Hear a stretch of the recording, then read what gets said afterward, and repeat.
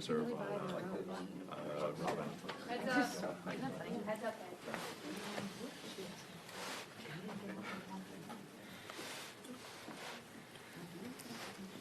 Good afternoon, everyone. Good afternoon. Fundamentally, politics is about the management of public money. How do the people who are entrusted with serving in the House, in the Senate, and within an administration prioritize the expenditure of taxpayer dollars? And our view as Democrats is that taxpayer dollars should be used to make life more affordable for the American people. In an environment where the cost of living is way too high, which is why Democrats are going to continue to focus on driving down the high cost of living, fixing our broken healthcare system, and making sure that people in this country who work hard and play by the rules aren't simply surviving, but they can thrive. Because far too many people in this country are struggling to live paycheck to paycheck. One of the challenges that we have in this country is that Republicans have decided to manage the public's money recklessly. Taxpayer dollars should be used to make your life more affordable. Instead, Republicans have decided to actually use it to enact massive tax breaks for their billionaire donors. That's what the one big ugly bill was all about. Republicans have decided to use taxpayer dollars to create a $75 billion slush fund to unleash mass and poorly trained, out-of-control ICE agents on American communities, brutalizing and in some cases killing American citizens and violently targeting law-abiding immigrant families. That's how Republicans have chosen to use the taxpayer dollars of the American people to manage public money. And now, of course, we've seen Republicans, led by Donald Trump, plunging America into another endless conflict in the Middle East, spending billions of dollars to bomb Iran, but they can't find a dime to make it more affordable for the American people to go see a doctor when they need one. Can't find a dime to make it easier for Americans who are working hard to purchase their first home. And they can't find a dime to lower the grocery bills of the American people. And instead, of course, the reckless Trump tariffs have increased costs on everyday Americans by thousands of dollars per year. Democrats are committed. This is the fundamental fight at this moment, to making sure that we jealously guard the resources of the American people and we use it to make life better for everyday Americans, not actually make things worse, which is what Donald Trump and the Republicans have done. Questions? Mr. Leader. Christy Nome has just... Thank you. You served with Mark Wayne Mullen in the House of Representatives. He's been in the Senate for a couple of years now.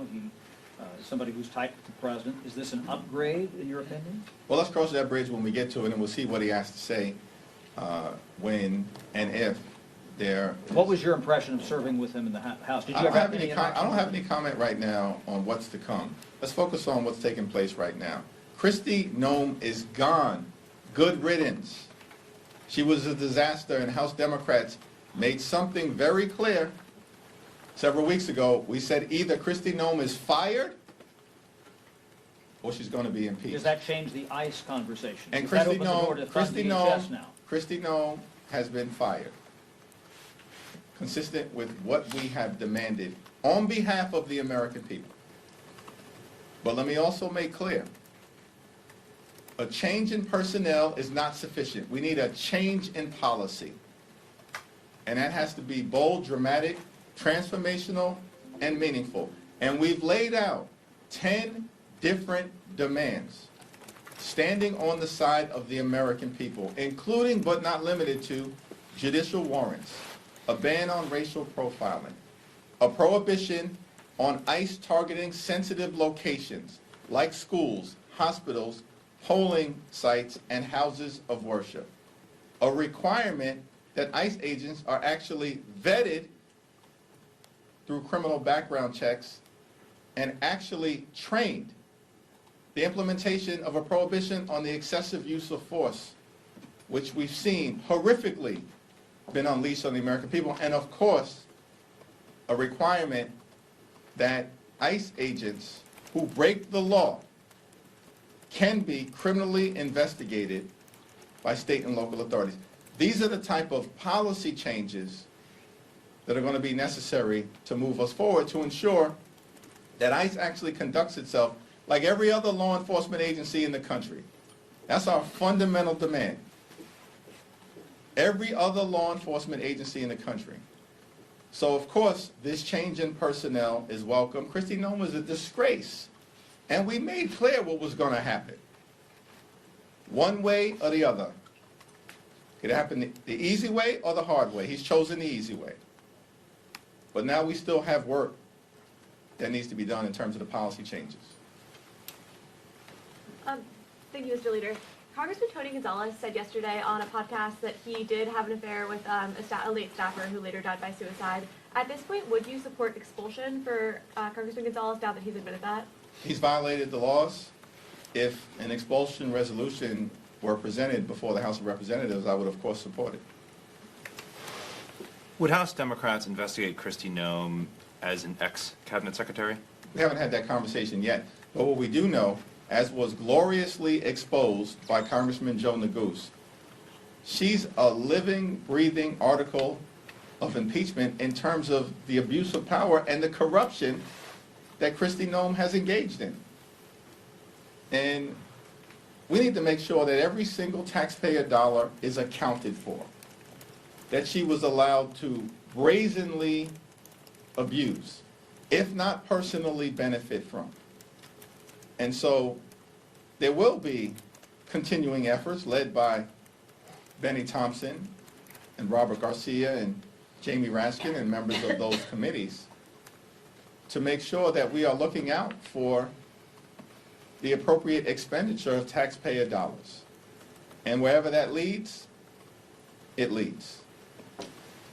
Thank you, Mr. Leader. After votes today, you all will go on a week-long recess. Can you provide any visibility to the American people about where the negotiation stands? Republicans and the White House continue to say that they've moved on some of the demands that you have made. However, right now it just seems to be a debate between, you say that they haven't moved enough, they say we're moving in their direction. What can you say to the American people over the next week or so, what they can expect while you all are out? Well, it's unfortunate that the Trump administration and Republicans have decided that they would rather shut down FEMA, shut down the Coast Guard, and shut down TSA than dramatically reform ICE and get ICE under control, which is what the American people want to see happen.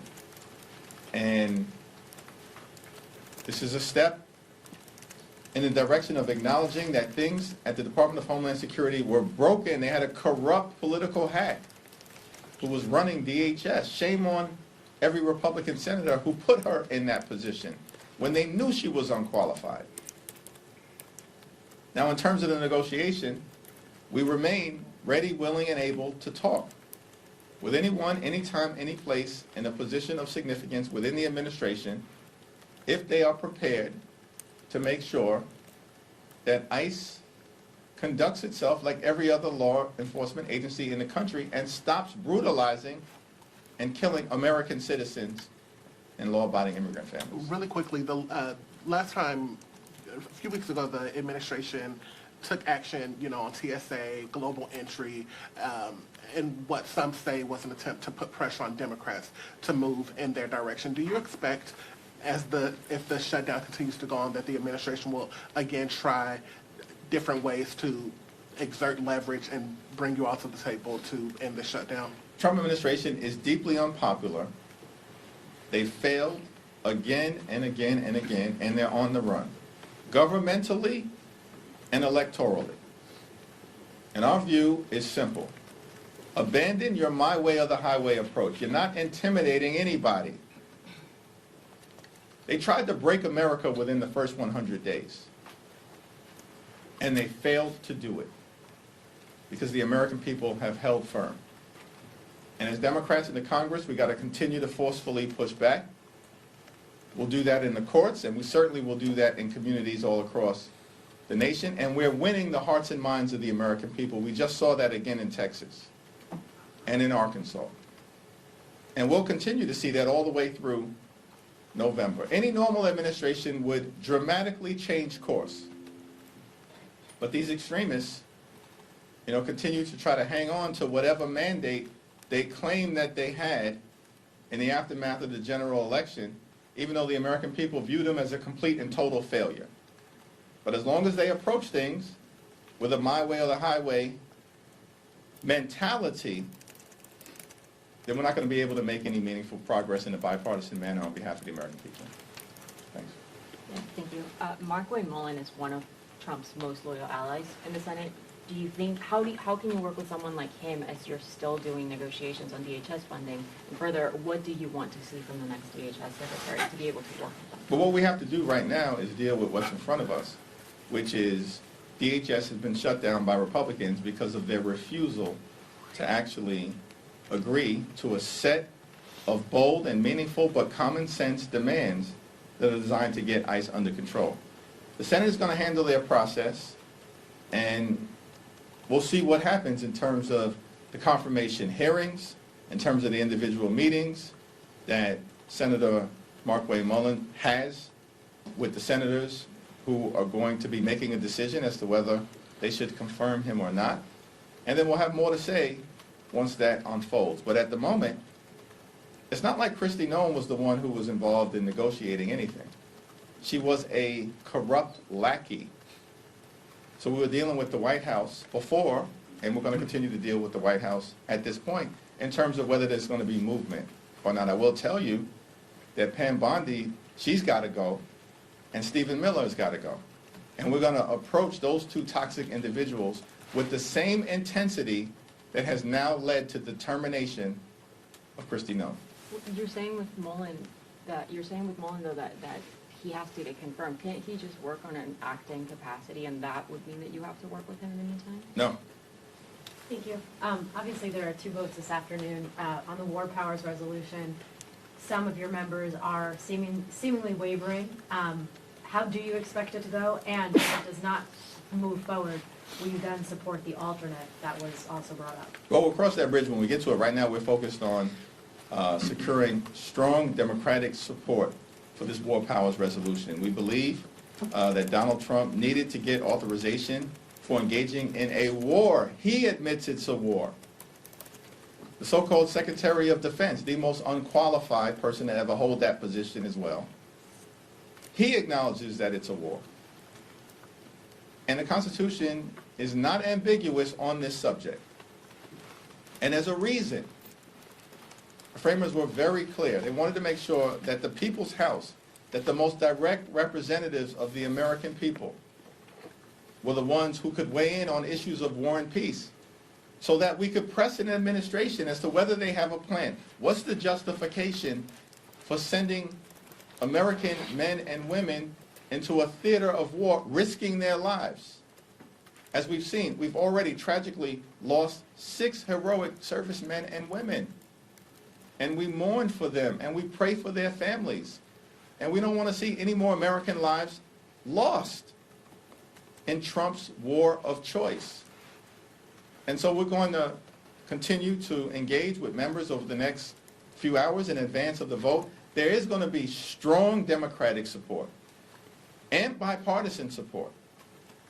And we're hoping that just a handful of additional Republicans beyond the 2 who have publicly said they're with us will do the right thing on behalf of the people that they are privileged to represent, so we can enact this War Powers Resolution. George Washington said in his farewell speech to the nation, and I've never forgotten this upon reading it, it wasn't there at the time,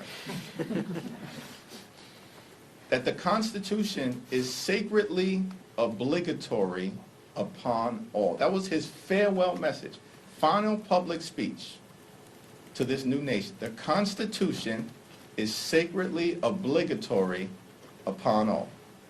That means everybody. There's no Trump exclusion. There's no wannabe king exclusion.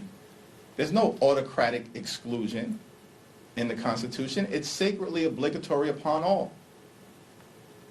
And we just need our Republican colleagues to get some guts at this moment, as Rand Paul said yesterday, get some guts and start acting like you're part of a separate and co-equal branch of government.